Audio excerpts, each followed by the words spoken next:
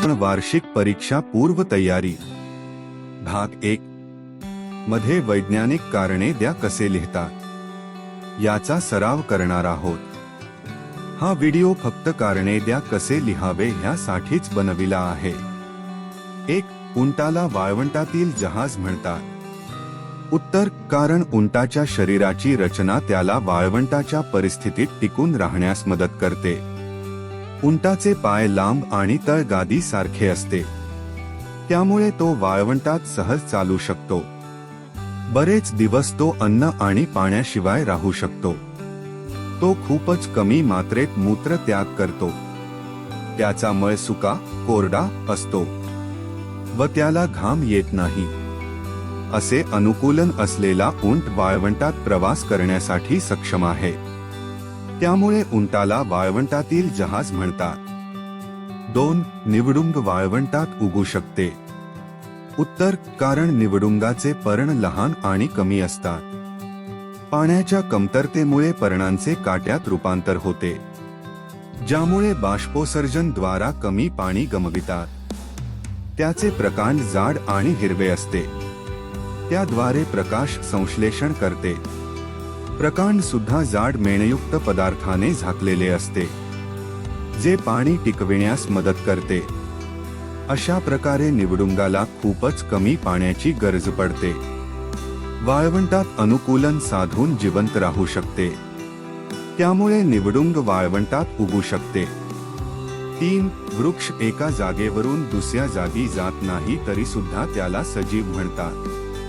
उत्तर, वृक्ष एका जागेवरून दुसऱ्या जागी जात नाही, परंतु त्यात सजीवांचे अन्य लक्षणे पाहावयास मिळतात, जसे की श्वसन करणे, अन्न घेणे, संवेदना अनुभवणे, वृद्धी पावणे, प्रजनन करणे ही लक्षणे असतात। यामुळे वृक्षांना सजीव म्हणतात।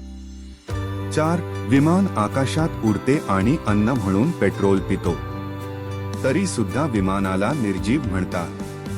उत्तर, कारण विमान आकाशात स्वतः उडत नाही, त्याला विमानचालक द्वारा आकाशात उडविण्यात येते। ते स्वतः अन्न म्हणून पेट्रोल पित नाही, परंतु त्यात पेट्रोल भरण्यात येते। यांना संजीवांचे लक्षण म्हणता येणार नाही। तसेच विमान श्वसन करत नाही, वृद्धी पावत नाही किंवा प्रजनन करत नाही, त्यामुळे विमानाला निर्जीव म्हणतात। 5. चंद्र प्रकाश देतो, परंतु तो प्रकाशाचा उद्गम स्थान नाही किंवा चंद्र प्रकाशाचा स्रोत नाही। उत्तर, जो पदार्थ स्वतः प्रकाश उत्सर्जन करतो त्या पदार्थाला प्रकाशाचे उद्गम स्थान किंवा प्रकाशाचे स्रोत म्हणतात। चंद्र स्वतः प्रकाशाचे उत्सर्जन करत नाही, परंतु त्यावर पडणाऱ्या सूर्यप्रकाशाचे किरणांना परावर्तित करतो, ज्यामुळे चंद्र प्रकाशित दिसतो।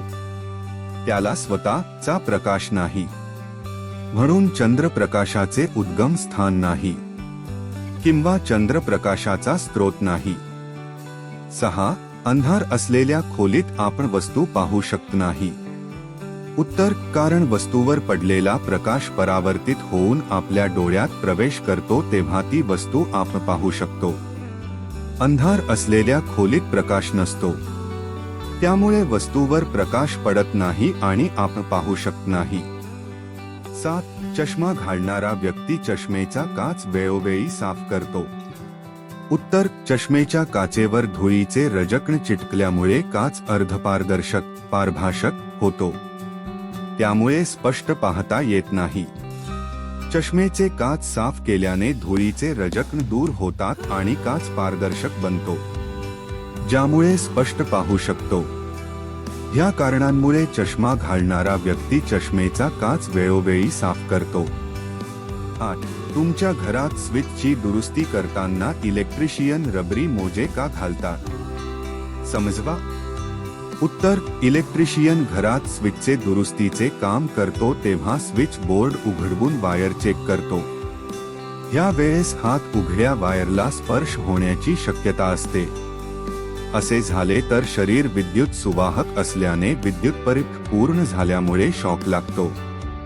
जर इलेक्ट्रिशियन हातात रबराचे मोजे घातले असतील तर उघड्या वायरला मोजे घातलेले हात स्पर्श झाले तरी पण रबर विद्युत अवाहक असल्याने परिपथ पूर्ण होत नसल्याने विद्युतचा शॉक लागणार नाही. ह्यामुळे इलेक्ट्रिशियन स्विचचे काम करते वेळी रबरांचे मोजे घालतात. 9. इलेक्ट्रिशियन स्क्रू ड्रायव्हर आणि पकडी सारख्या साधनांचा वापर करतो त्यांच्या हात्यांवर रबर किंवा प्लास्टिकचे आवरण लावलेले असते. त्याचे कारण तुम्ही समजवाल का? उत्तर: इलेक्ट्रिशियनचे स्क्रू ड्रायव्हर आणि पक्कडच्या हातावर रबर अथवा प्लास्टिकचे आवरण असते. रबर प्लास्टिक हे विद्युत अवाहक पदार्थ आहे. ह्यामुळे इलेक्ट्रिशियन रबर आणि प्लास्टिकचे आवरण असलेले स्क्रू ड्रायव्हर आणि पक्कडद्वारे इलेक्ट्रिकचे काम करतो तेव्हा विद्युत प्रवाह ह्या साधनामधून इलेक्ट्रिशियनच्या शरीरात प्रसार होऊ शकत नाही. परिणामी विद्युतचा शॉक लागत नाही. 10. दिशा जाण्यासाठी वापरण्यात येणाऱ्या होकायंत्रात चुंबकीय सुई उपयोगात घेतात. उत्तर: चुंबकीय सुईला समक्षितिज समतलात मुक्त फिरू शकेल अशा आसेवर ठेवले असता तिचा उत्तर ध्रुव उत्तर दिशा आणि दक्षिण ध्रुव दक्षिण दिशा दाखविते. ह्यावरून दिशा ओळखू शकतो. त्यामुळे दिशा जाणण्यासाठी वापरण्यात येणाऱ्या होकायंत्रात चुंबकीय सुई उपयोगात घेतात. 11. उंच पर्वतावर जाणारे पर्वतारोहक स्वतः सोबत ऑक्सिजन सिलेंडर घेऊन जातात. उत्तर: उंच पर्वतांवर हवा विरळ असते आणि हवेत ऑक्सिजनचे प्रमाण पण कमी असते. पर्वतारोहक यांना श्वसनासाठी आवश्यक ऑक्सिजन तेथील हवेत मिळत नाही. त्यामुळे उंच पर्वतावर जाणारे पर्वतारोहक स्वतः सोबत ऑक्सिजन सिलेंडर घेऊन जातात. 12. हिवाळ्यात सकाळी पानांवर पाण्याचे थेंब पाहाव्यास मिळतात. उत्तर: हिवाळ्यात दिवसा पाण्याचे सूर्यप्रकाशच्या उष्णतेने बाष्पीभवन होते.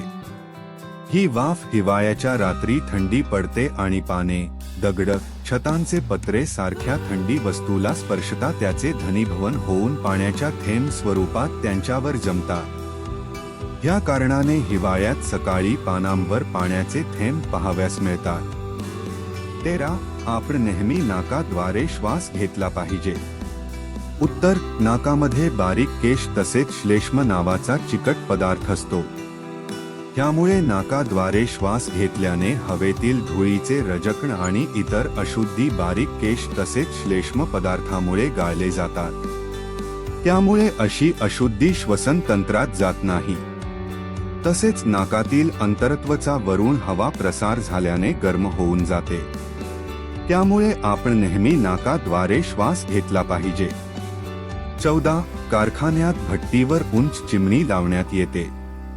उत्तर: कारखान्यात उत्पन्न होणारे धूर, दूषित वायू, रासायनिक पदार्थांचे रजकण वगैरे उंच चिमणीद्वारे उंच हवेत मुक्त करण्यात येतात. उंच मुक्त केलेले दूषित वायू वरील वातावरणात राहत असल्याने आपल्या व इतर सजीवांच्या श्वासमध्ये जात नाही.